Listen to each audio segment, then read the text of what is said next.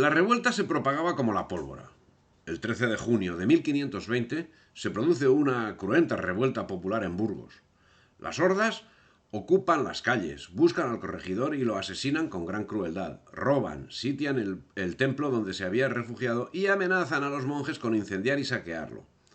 Se hacen con la vara de mando y se la entregan al corregidor de Córdoba, que estaba en Burgos, y que contra su voluntad y temiendo males peores, acabó aceptándola.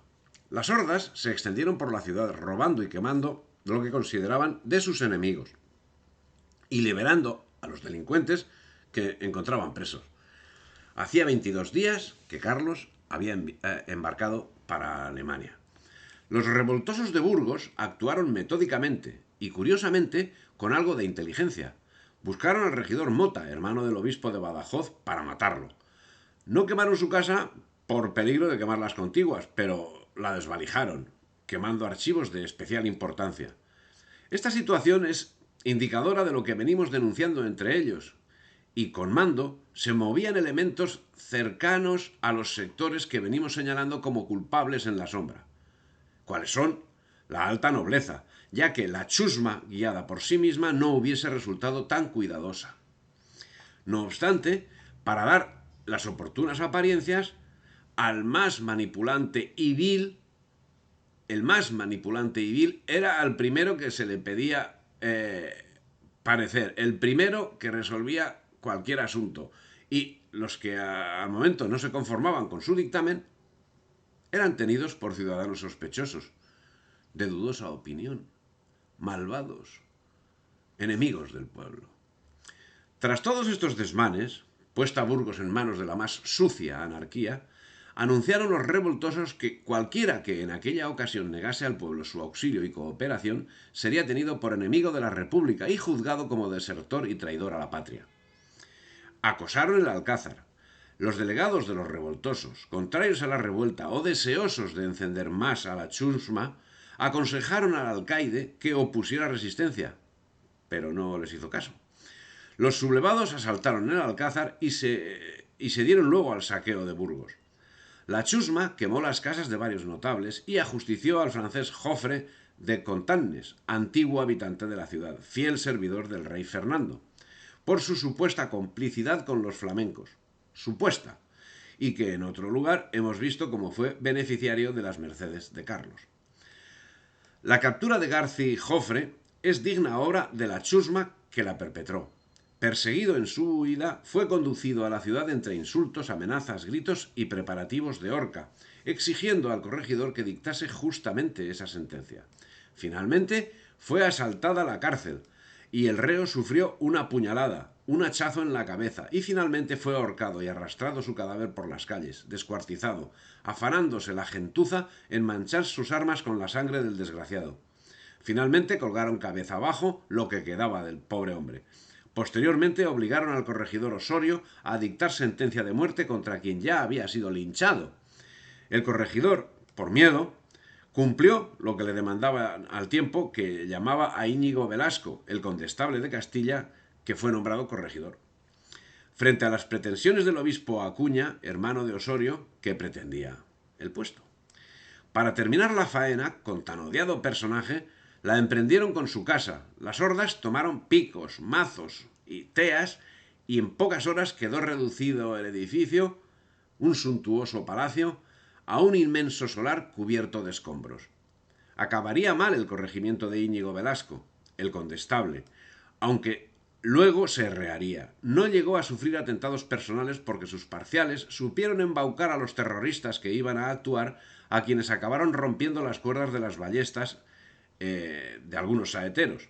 Finalmente fue inducido a huir de la ciudad para no ser asesinado él y toda su familia. Pero él los persuadió para pelear, conociendo que muchos que estaban entre la chusma estaban ahí por miedo, y a la primera ocasión cambiarían de mando, como le había ocurrido a él mismo, que había un destacado promotor de la que había sido un destacado promotor de las revueltas. Mientras, la chusma había rodeado de leña la casa, al objeto de prenderle fuego con sus habitantes dentro, pregonando que quien no acudiese al asedio sería declarado enemigo del pueblo. Eso lo cuenta quien lo vio. Que quien lo vio fue Juan Maldonado. Eso es un relato auténtico del momento. Tras esto, en Burgos, nombrados magisterios cuyo mandato duraba un mes, fue entonces cuando el peculiar obispo de Zamora se puso de acuerdo con una sección de los revoltosos de Burgos que lo reconocieron como jefe de la rebelión.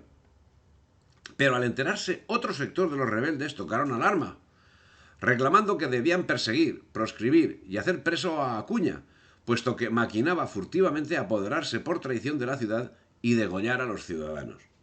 La sedición dentro de la sedición estaba servida.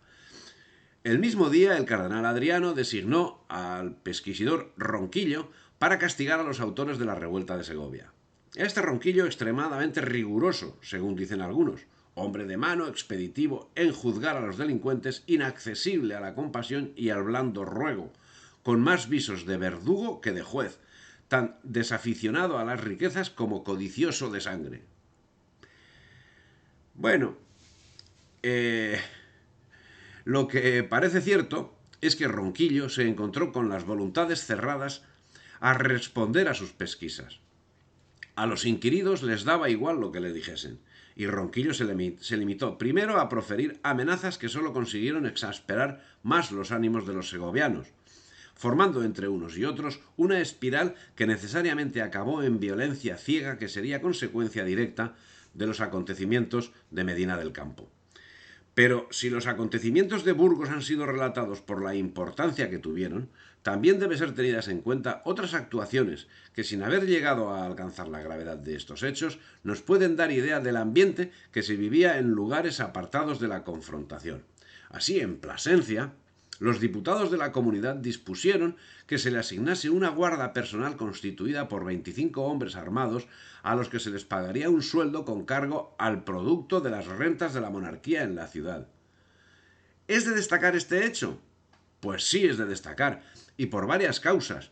Primera, la de la inexistencia de seguridad pública, que a lo mejor también nos suena. Y la segunda, por la disposición de imponer una guardia de seguridad a los diputados, pagada, eso sí, por el pueblo. Eso igual también nos suena, al menos a los que tenemos conciencia de lo acaecido últimamente en España, pues yo que sé, 10, 15, 20 años atrás. Dice Pedro Mártir, conoció que la ciudad, arrojados de ella los buenos, estaba en poder de la plebe enfurecida. Ronquillo fue derrotado por Juan de Padilla, joven noble, pero autor de aquellas ediciones por el grande odio a la parte contraria de la familia de Silva, estimulándole María Pacheco, una mujer hija del conde difunto de Tendilla. Dicen que es mujer de altos pensamientos y marido de su marido.